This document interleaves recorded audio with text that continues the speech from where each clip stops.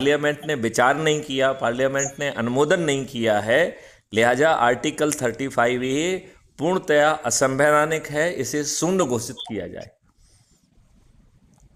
जी। माननीय न्यायालय ने 2014 से 2019 तक लगातार जो है इनको नोटिस जारी किए, केंद्रीय सरकार को, माननीय नरेंद्र मोदी जी को, इन्होंने मौन व्रत धारण कर लिया। तो ये मनमोहन सिंह को जो है ना मौनी बाबा कहते हैं, मुझे तो ये मौनी बाबा दिख रहे हैं। अब आप ये बताइए, यदि ये तथ्य जो है माननीय नरेंद्र मोदी जी यदि 2014 में पूरे तथ्यों के साथ और संवैधानिक स्थिति को स्पष्ट करते हुए यदि ये सुप्रीम कोर्ट में स्थिति को रिपोर्ट कर देते, तो क्या पहली हियरिंग में ही आर्टिकल 35A शून्य घोषित नहीं हो जाता? आपका विवेक क्या कहता है?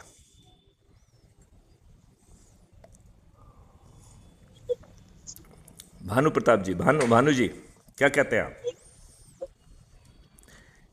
अरे बड़ी सिंपल सी बात है, जब पार्लियामेंट गया नहीं है, पार्लियामेंट ने अनुमोदित नहीं किया, राष्ट्रपति को शक्ति नहीं है, तो निश्चित तौर पे इसे जो है सुप्रीम कोर्ट शून्य घोषित करता। तो माननीय नरेंद्र मोदी जी को जनवरी में आर्टिकल 35A हटाने की क्रेडिट दी जाए, या 5 साल जो है ना मौन व्रत धारण करके यह काम 5 साल पहले हो गया होता। इसमें 35A में सर है क्या? आर्टिकल 35 में जितने भी डिस्क्रिमिनेटिंग चीज़ें हैं, जितनी भी चीज़ें हैं सर, जितनी भी बाइजात चीज़ें हैं वो आर्टिकल 35A में लिखी हैं। जिसका डैमेज कश्मीर को सहन करना पड़ा वो सब आर्टिकल 35A में लिखा है।